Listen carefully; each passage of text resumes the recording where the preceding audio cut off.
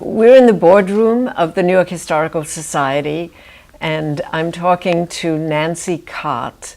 Nancy is professor of history at Harvard and the former director of the Schlesinger Library on the History of Women. The place I want to start is marriage.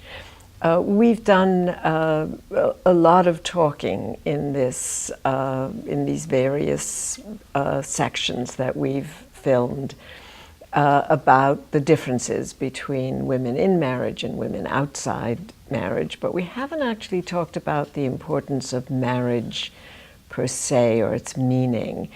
And what I'd like to sort of get a handle on a little bit is when and how marriage becomes so central to economic life, to political life, to citizenship, to identity for women. Can you give us some generalizations about that? Well, frankly, I think marriage as an institution has been central in all those respects for men as well as women. Yes. In fact, for men, it was very much associated with citizenship rights, that a male heading a household was a major mark of his full citizenship in the nation, in the United States, from its very beginning. And this then casts a kind of compromise on women's citizenship. When, although women, white women, have been citizens of the United States since the beginning, their citizenship was more nominal than full in terms of ability to participate politically. Of course, women couldn't vote, they weren't on juries, they didn't serve in the military. So their citizenship was a nominal sort that meant they belonged to the nation. They were Americans if born here or if married to an American man. But a male citizenship is really the one that is participatory, and much of that is owing to his headship of a household and his responsibility for his wife and dependents, children, others who in his household. So that as I began to research marriage, I was interested in it as an institution of and allied to the state and to governance in every respect, and by the same token, certainly to economic life, in that the male head's responsibility to economically support his wife and children is part of what marriage means for a man.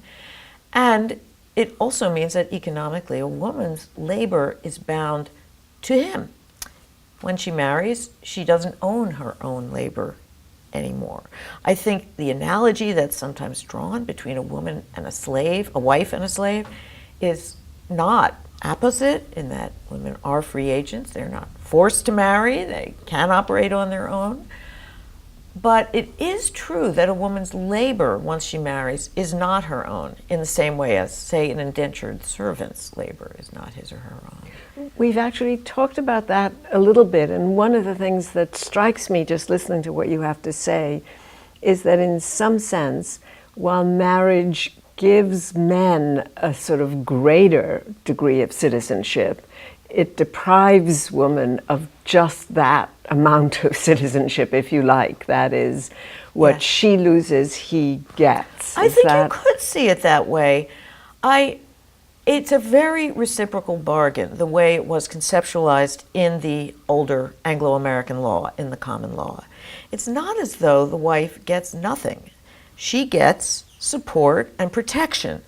And that was true in good marriages. Now, in a bad marriage with a man who was faithless or a betrayer or just a jerk, she could be abused, she could be exploited and not well supported. And there's an important element of the way the state, the formal state, dealt with marriages, which was to assume that everything was fine inside a marriage. In other words, to trust the man so long as no complaint was being made by neighbors, by other citizens. The woman herself inside a marriage had very little resort to protection outside of what her husband did, unless she decided to run away or divorce him. Divorce him. So that was the remedy. getting away. So tell us why, I think I'm remembering this correctly, but you write somewhere that marriage is fundamental to the national polity, to the sense of ourselves as a nation. What does that mean? Well, I do think that because the United States never had a common religion, because there was no established religion, it is true, of course, that Protestant Christianity bulked very large in the mindsets of the founders and many governors after that. Nonetheless, it was never an established religion, so the state could not resort to that as a common bonding element. But the notion of a nuclear family with a male citizen at the head of a household, with a supportive wife, with their progeny, this was a shared ideal, and it did underpin the early economy of the United States, the economy into the 20th century. Certainly it underpinned the way most people lived and expected to live. And in that sense, it was a kind of common denominator that could be resorted to. Now, in early America, where there was very little surveillance of people except by their closest neighbors and kin, where it was quite severe, but there was no surveillance by the federal government, very little by the state government, that there were various stray means of forming households and families, utopian communities and polygamous households and so on. By the post-Civil War period, when all the means of governance were beginning to ramp up, and there was much more concern about how to present a unified nation among other nations, it was a period of heightened nationalism. At that point, the outliers in modes of marital being were pretty much punished and chased away. And this was true of immigrants who had alternative forms of marriage, say Chinese and Japanese, who, insofar as they could come to the U.S. at all in the late 19th century, their forms of marriage, if they involved proxies, for instance, were not accepted. Native Americans, who often had polygamous households or modes of self-divorce that were not accepted within American law, these were attempted to be reformed by the American Indian Bureau. And all nonconformist marriages were actively suppressed by governments by the 1870s and particularly the 1880s and on from there. The Church of the Latter-day Saints, which had practiced polygamy in the 1830s and 40s, were regarded as renegades by their neighbors, but they were not pursued by the U.S. government until the 1850s, 60s, and later. So when did the federal government, when did the state governments begin to keep track of marriages and who was and was not married? I mean, we had church records. Yes. Before that. It varied state to state, in fact. Massachusetts was one of the first in keeping records of everything, but generally between the 1830s and 1850s, most established states, and of course it wasn't all the states we now have, but most established states were keeping records of marriage and birth. And the first time that the record keeping actually affected the American populace, I would say, was in the 1890s, when there had been a statistician in the U.S. Department of Statistics from the 1860s on that began collecting what states handed in of statistics of marriage and divorce. And there was a compendium published in the 1890s of marriage and divorce between the 1860s and 1890s, which showed a great increase in legal divorce.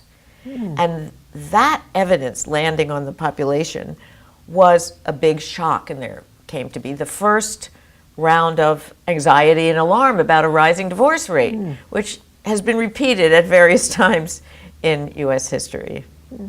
But this effort then to keep track of marriages, divorces, let's not talk about births so far.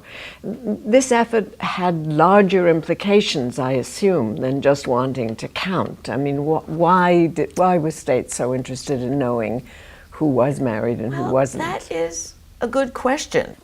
I think that the statistics of marriage and divorce were of use to people probating wills to try to prove was so-and-so married to so-and-so or not, or was it a common law or just a customary marriage, who gets the goods when the person dies.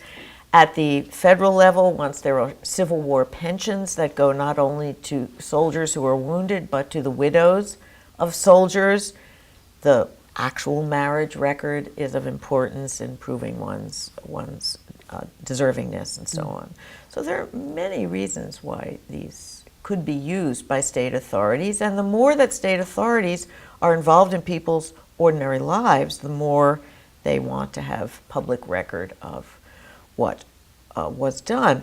But also, I would say that licenses given out by the state of a couple's eligibility to marriage, this came in as a substitution for the kinds of community control that smaller communities had, say, in the 17th century.